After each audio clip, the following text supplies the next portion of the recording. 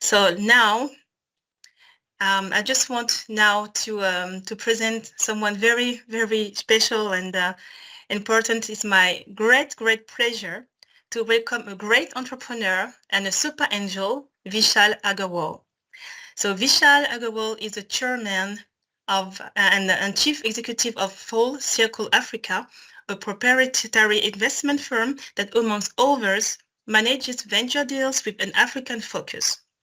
So Vishal has over 28 years of professional experience as an investor banker and has worked on deals in over 30 countries, including those located in Eastern Europe, Asia, Central America, and finally in Africa.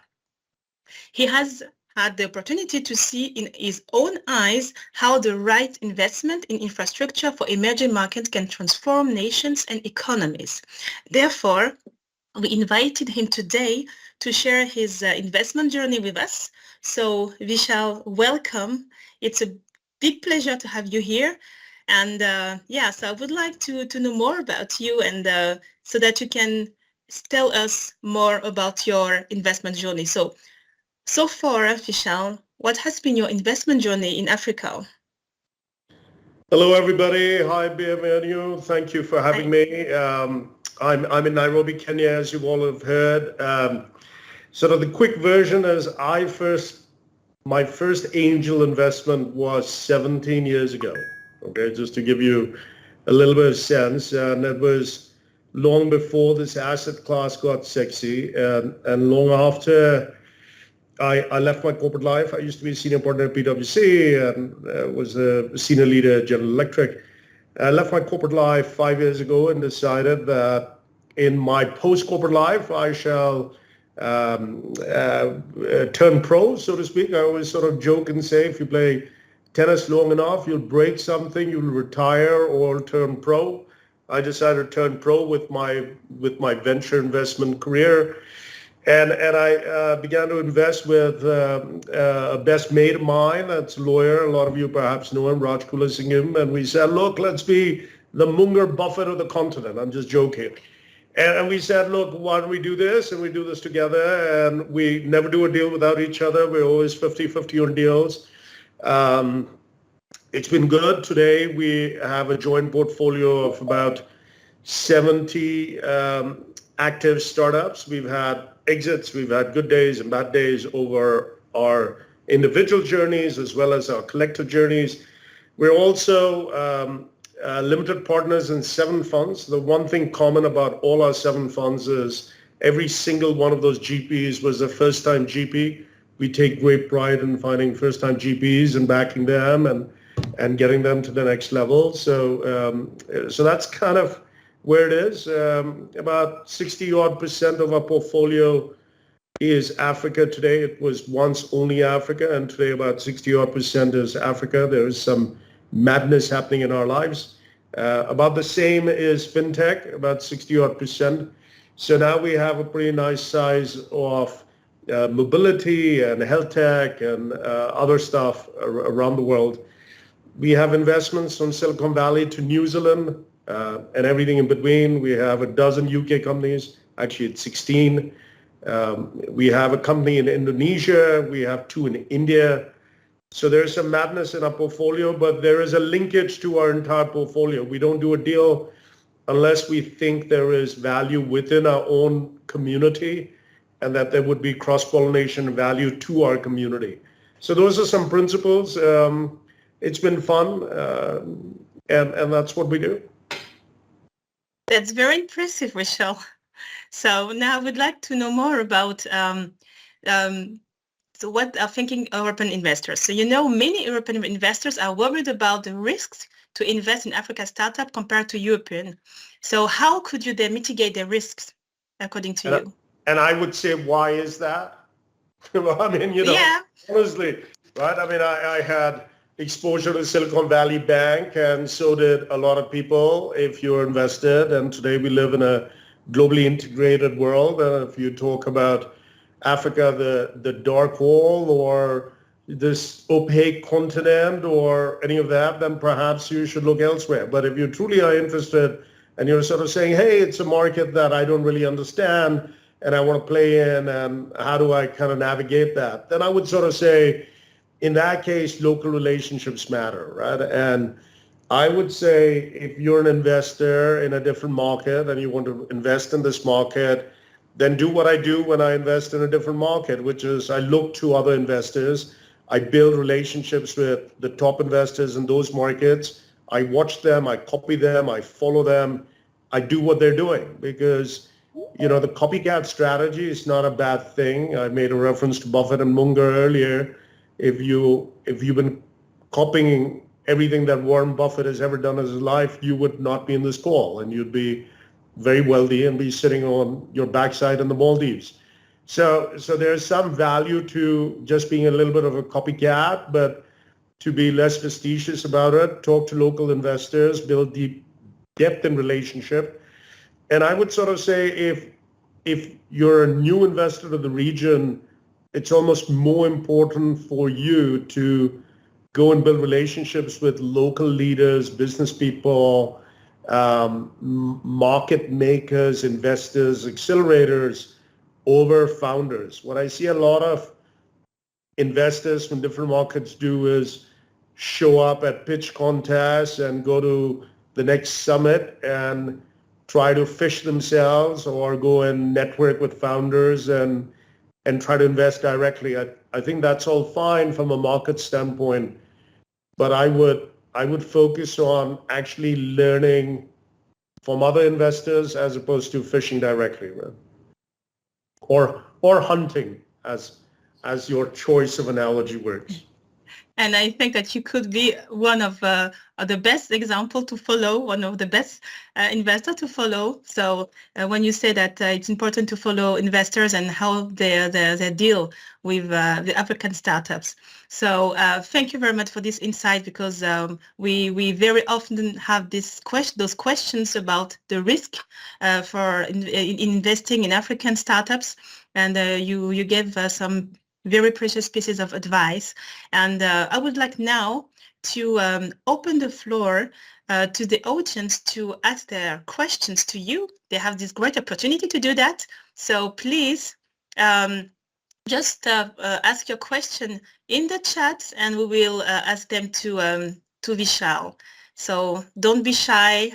You have time to discuss with him, and he's there to answer your questions. So do we have some questions already, Mihaela?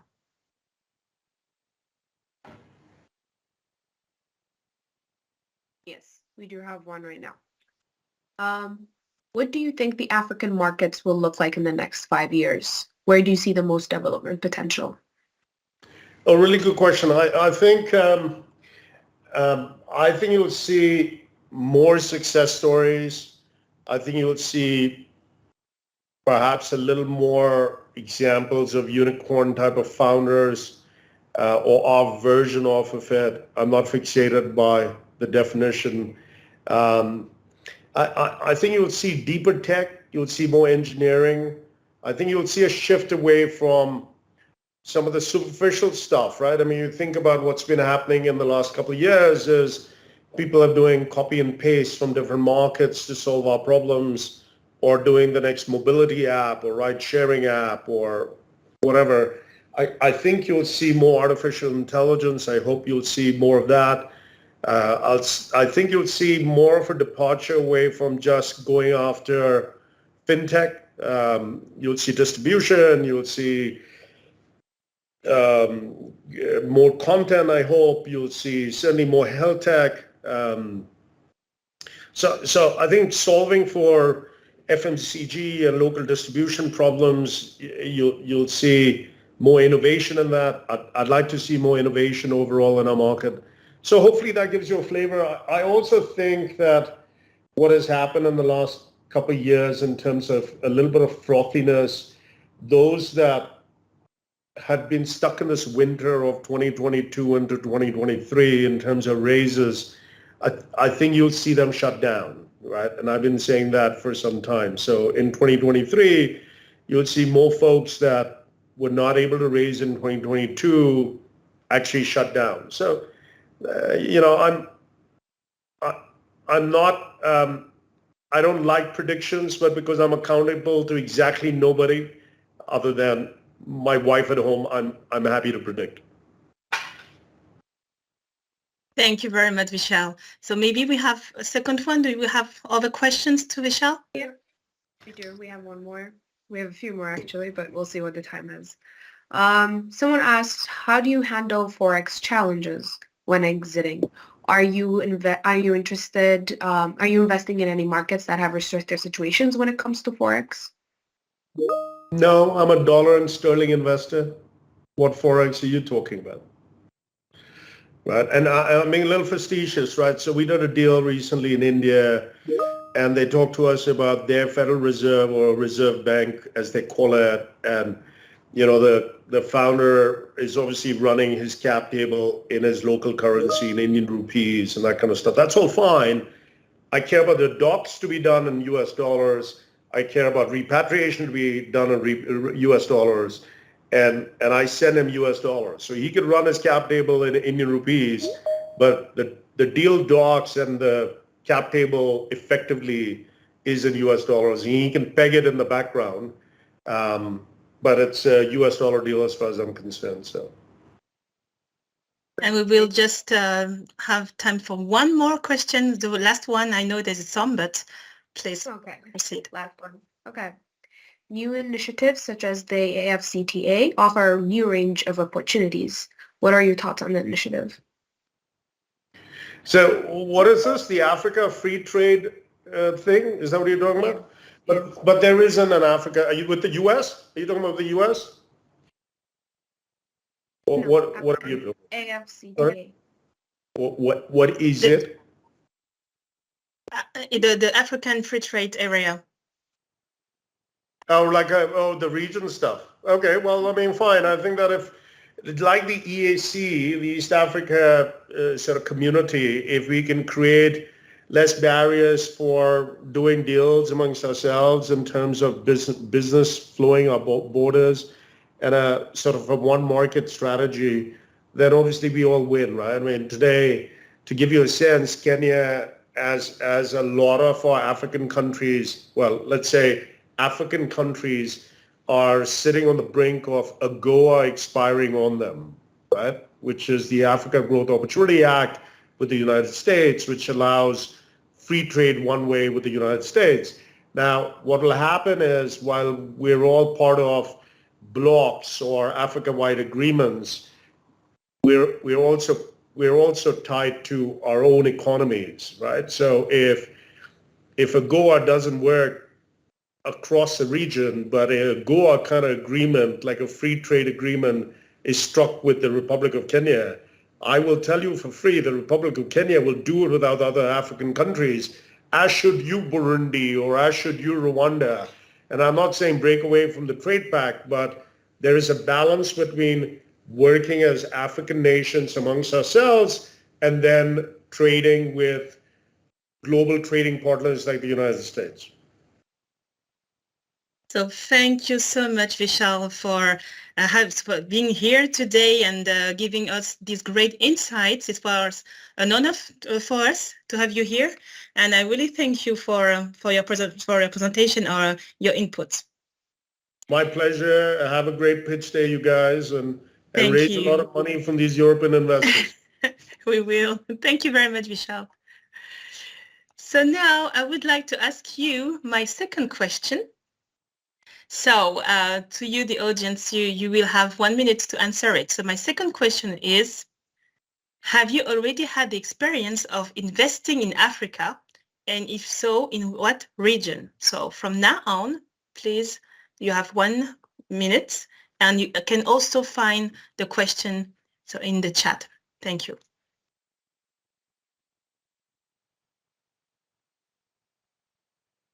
I hope you could have a good understanding or short overview of what does it mean to invest in Africa through Vishal, who is in this market for over years, and it could give you also some insights, and you could be motivated to invest. So Okay, that's fine. A lot of them, so 81% is excellent.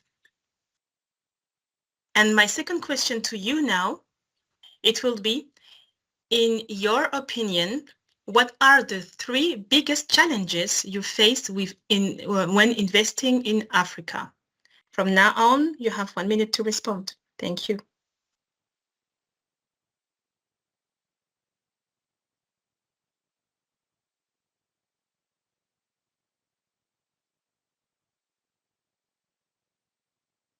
Okay, perception of high risk. And then we have no access to information and structural challenges like Execo. Okay, so very interesting.